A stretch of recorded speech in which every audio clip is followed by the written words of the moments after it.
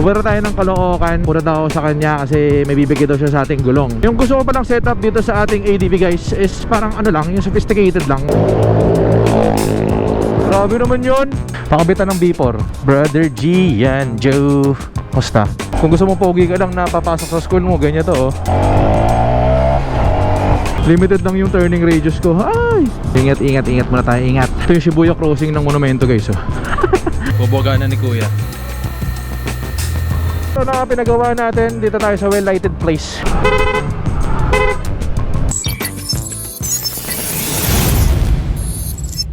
Ang dami nagtatanong sa akin regarding sa mga upgrade. Nakita nyo naman sa previous video natin, inuna natin yung ilaw tsaka busina. Yan, big shoutout sa Spec G. Diyan tayo nagpakabit ng aux light tsaka busina G-Star. G-Star galing kay Rudy yun. Kaya maraming salamat kay Brother Rudy. Malaking tulong talaga yung ilaw na yun, lalo na pagka gabi. Isa sa mga dapat i-consider nyo yun pagka bibili kayo ng scooter, lalo na mahihina yung stock na ilaw. Pakabit kayo ng aux light. Ito maganda dito kasi sa atin, pinalagyan natin ng passing light. Though hindi siya nakakabit dun sa stock na ilaw, nakakabit siya sa aux light, kaya okay lang. Tsaka maganda sa pinakabit natin kasi na yun, hindi siya nakakonekta sa stock na wiring. So hindi mabovoid yung warranty natin sa motor. So for the next video guys, pupunta tayo ng Caloocan. Message ako ni Brother Gian, aka Gian Joe. Punta daw ako sa kanya kasi may bibigay daw siya sa ating gulong. Sakto daw, meron silang gulong pang ADV, kaya naisip na bigyan tayo. Then after natin pumunta sa Caloocan, punta tayo sa Malabon. Bisitahin natin si Defy Customs kay Master Scott. May malupit tayo papagawa dito sa mugs natin. Since di pa naman tayo makakapag rim set, pa-powder coat muna natin yung mugs. Tsaka kagandaan kasi si Defy Custom, same day mo siya makukuha. Pag nagpagawa ka ngayon, uuwi ka, naka-powder coat na yung mugs mo. Medyo syempre aagahan mo nang napunta para syempre maaga ka makauwi. Sa dami ng customer ni Defy Customs, hindi naman tayo pwedeng sumingit dun.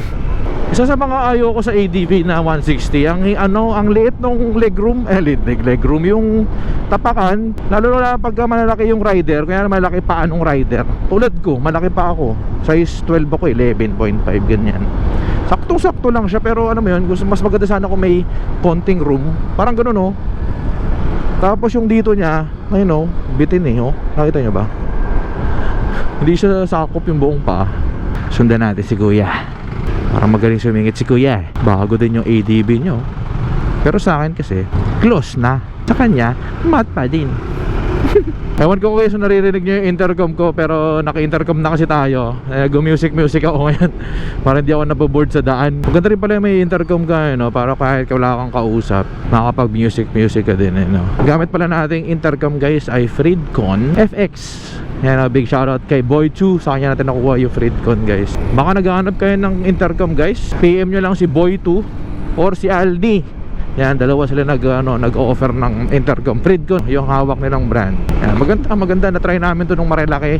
Ang ganda ng usapan namin. Ang FX kasi alam ko, yan yung mga pang maraming riders. Pero kung pang couple lang kayo guys, pwede naman, may mabibili naman na mas mura. Swak lang para sa inyong dalawa ng couple mo or dalawang device lang pwede mag-connect. Yung gusto ko palang setup dito sa ating ADV guys is parang ano lang, yung sophisticated lang, parang Eurocar. Since puti siya, masarap siyang bihisa na parang malinis lang. So yung plano natin ipa-powder coat sa ating mugs guys is parang silver na pang Euro nga. Nakikita natin sa mga nakasetup na pang Euro. Kasi kaya rin tayo nagpakabit ng side mirror na ganito guys para medyo lowered yung dating. Simula nung kinabit ko to, nag-iba yung itsura ng motor. As in parang siya naging lowered na wala naman ako pinapagawa sa suspension. Alrighty. Oh shit. Nung nag-night ride kami, nakakita pa ako ng ADV na ganda rin ng setup niya although black yung sa kanya, pero ang ganda ng setup niya. Yung windshield niya, low-key lang din. Mababa lang, baka bumili ako nun. Kasi para ito kasi, pagka tinuturn ko ng full, tumatama. Yung sa tropa, mababa lang. Maganda. Tapos pagka full turn, hindi tumatama. Di ba kapag full turn na tayo ng ADV. Ito kasi taste pogi pag ito stock na windshield yung gamit mo. Taste pogi ka dito sa side mirror na to kasi tumatama nga siya sa full turn.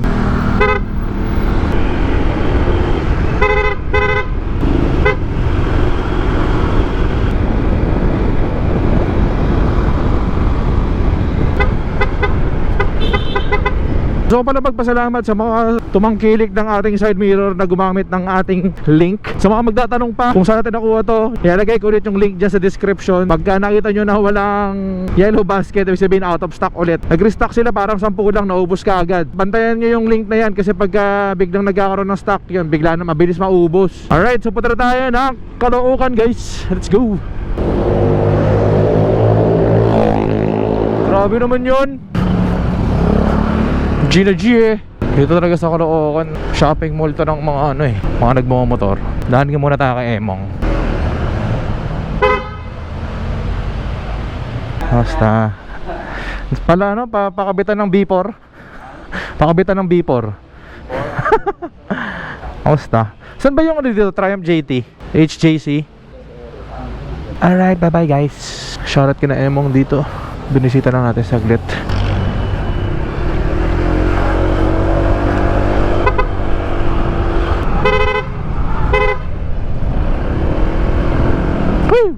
Daming motor dito. Ang cute eh. Ayun, Triumph JT Manila. Alrighty. Saan pwede mag-park? Kay G yan bro? Kay Bros G yan? Kay kukunin akong gulong? Gulong po ay sa likod po sir. Ay sa likod? Babagsak yun. Alright, dun pala. Sa likod to. Kanan. Brother G yan, Joe. Musta? Ano? Okay lang ba din doon? O pasok ko dito. Kala ko yung tatawag mo sa akin, helmet na eh. Joke lang. Ayun oh. Ito ba yun? Actually bago lang to, for EDV talaga. Oh, so bago lang nilabas lang to. Sakto guys oh. So ito talaga yung size ng pang EDV bro. So 110/80 14. Plug and play na to bro, di ba? And ito yung sa likod niya guys. Ano naman siya? 130/70 13. Mag staggered size pala yan, di pala parehas. Ang SRP nito 4950. Set Set na yan, set. 4950. Oh, di ba? Eh malalaman natin yung ano na to, yung performance nito pag once nakabit na natin sa ano. Yun, si Shinko, ano yan, Korean brand. Korean brand si Shinko. Shinko nasa mid talaga, mid level. Okay. So, nandun. Tapos, meron din kami mga iba't ibang tires. Meron kaming Verge na for NMAX, Aerox. Ayun. So saan nila pwedeng mag-inquire pag yung mga ganyan gulong? Sa Facebook page meron. Ng Triumph Philippines. Honda Philippines Triumph GT ano? Oo, pwede rin dun. Or dun, sa page mismo na Shinko. Shinko. Ah, okay. Okay, message nyo sa ano. Guluhin nyo sa IG si ano, si Gian Joe. Hindi ako magre-reply. Pero brother, thank you Thank you sa gulong. Excited na pakabit natin mamaya pagka napa-powder coat natin yung mags natin sa Defy. So punta tayo ng Defy ngayon. Guys, dito pala tayo sa Moto Atelier. Ito pala yung service bay nila guys oh. Ayan oh. Ganda. So, kahit anong motor pwede dyan. So any Euro, any brand. Scooter, big bike, kahit ano. Pwede. Okay. O visit kayo guys dito. Tapos meron silang mag-open na cafe. May service pa, may lounge. May correct. Yun naman kasi ideal para habang nag-aantay ka di ka masyado mainip. Pupogi nito guys oh. Ano tawag dito bro? Ano tawag dyan? Yan, Honda Monkey. Tapos Honda yung Monkey. actually, Honda same engine Ducks. lang sila, pinagkaiba yung design. Ang galing oh. Papatry daw sa atin tong Honda Monkey guys oh. Ang cute eh oh. So ito manual bro? Manual din. 1 down, 4 up. Sige, try natin. Mag-iikot sa mga street dyan. Ay, parang di sa atin bagay itong ano. Uy, gagi, lakas din. Ang cute eh oh. Pwede to kunyari ano, pamasok mo sa school. Bago ka mag big bike, bago ka mag scooter. Kung gusto mo pogi ka lang na papasok sa school mo, ganyan to oh. Tsaka may sipa siya ha. Ikot tayo.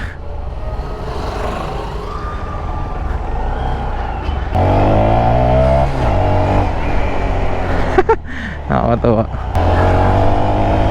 Very nimble din oh. Ingat lang kapag gagamit kayo ito kasi raw bike to eh. Wala itong mga modes sa ata I think. Ang maganda ito, digital na yung ano niya oh. Speedometer niya, tsaka fuel gauge. Balik na natin. Honda Monkey. Alrighty, salamat. Honda Triumph JT. Oo nga eh. Pero may ano may hatak ah. Grabe mag-alaga pala yung Gian, no? Grabe mag-alaga yung Gian. Tanong niyo po si Niga Vasquez para ako mag-alaga. Wala eh, busy na pre. Wala life eh. Big shoutout, thank you sa Shinko Philippines. Problema po si... Thank you brother Boss Jason. Maraming salamat po. Brother, thank you po. Alright guys, let's go. Para tayo guys ng Defy Customs. Ayun lang, kasya ba to? Kasya ba to ipitin? Hindi ko alam paano siya bibit-bitin. Ang awkward, tumatama yung gulong. Inangkas lang natin yung gulong dito sa harapan natin. Limited lang yung turning radius ko. Ay! Ingat muna tayo, ingat. Buti lang malapit lang yung location ng Defy Customs sa Triumph JT. Let's go! Ito yung Shibuya crossing ng Monumento guys, oh.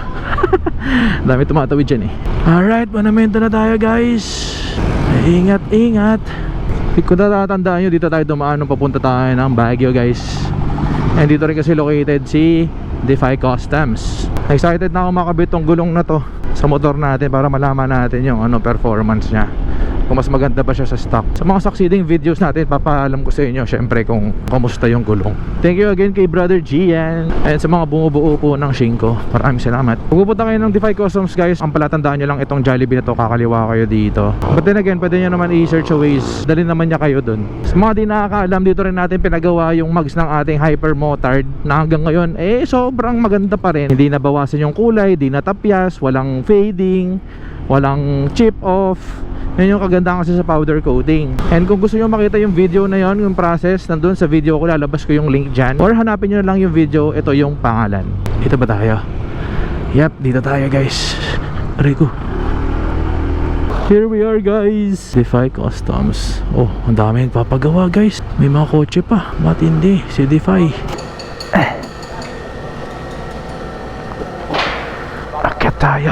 Hello boss, makyat na ako. Boss RJ. Ano kulay? Silver. Dito tayo ngayon sa Defy Customs. Sama si Boss RJ. Ito, papapowder coat na natin yung ating ADV. Makita nyo guys, sobrang daming papagawa sa kanila. Araw-araw yan, kaya kung magpapagawa kayo dito, dapat agahan nyo para mabilis matapos. Guys, ito yung mga finished product ni Defy. Makakalalabas lang ng ng oven. Pabalutin na. Yun o, maganda diba?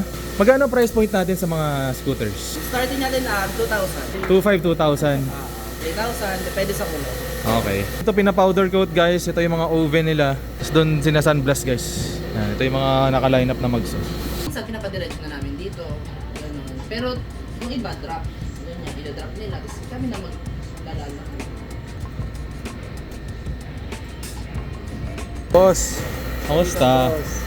Check natin yung motor ni scooter pala. Bagong scooter ni Boss Cat. Yan o, pogi o. Primavera 150. 150. Pogi ano. Ngayon ko lang nakita tong kulay na to eh. Oh, ganda nung pag dito. Na-defy na to. Di ba? Pag sa akin, hindi nagagawa dito. Ganda eh. Gano, mag-kotse ka pa? Hindi na. Tinatakbo niya, tinatakbo. 21 kilometers pa lang oh. Batang bata. Alright guys, wala na yung gulong, nandun na sa loob. So abangan nyo lang yung papakabit nating kulay. Tapos ito yung stock ng ADV. Ito yung papalit natin. Galing sa Shinko. Ito mga to, nag-aantay na lang to ng mga powder coat nila. Pati kotse guys oh. So may nag-cater din sila ng 4 wheels. Alright guys, ito na yung ating mugs. Buboga na ni Kuya. Bawalan natin hawakan kasi mainit yan. Ito yung tsura niya pagka na-sunblast na. Tapos naluto na sa oven. Yan, bubugahan na natin. So reveal natin yung kulay. Anong kulay yan, boss? Alien Silver. Yan, Alien Silver yung natin. Napili natin kulay.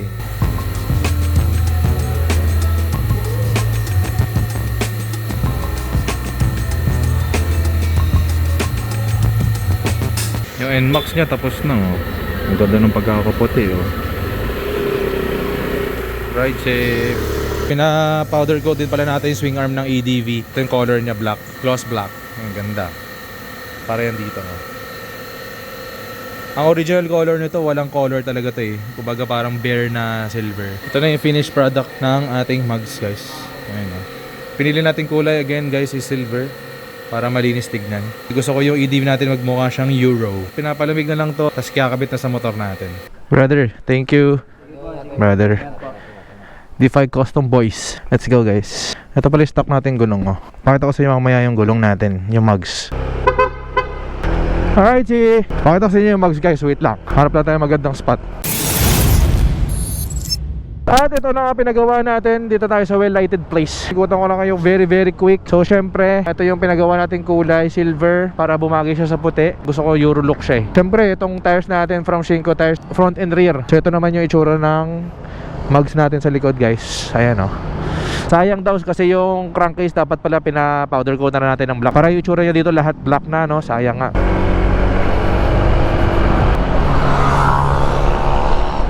Sa mga nagtatanong kung maalog ba yung MDL natin guys oh, pagka malubak. Ayan siya oh, hindi naman siya maalog. Matindi ang pagkakabit ni Brother Chubbs ng Spec G. Yan, naka-low yan guys. White kasi yung low natin, tapos yung high yellow. Hindi naman siya maalog oh. At yun na nga ang ating upgrade for today's video guys. Kung umabot ka dito sa part na to, maraming salamat. Very productive for us. Nakapag-powder coat tayo.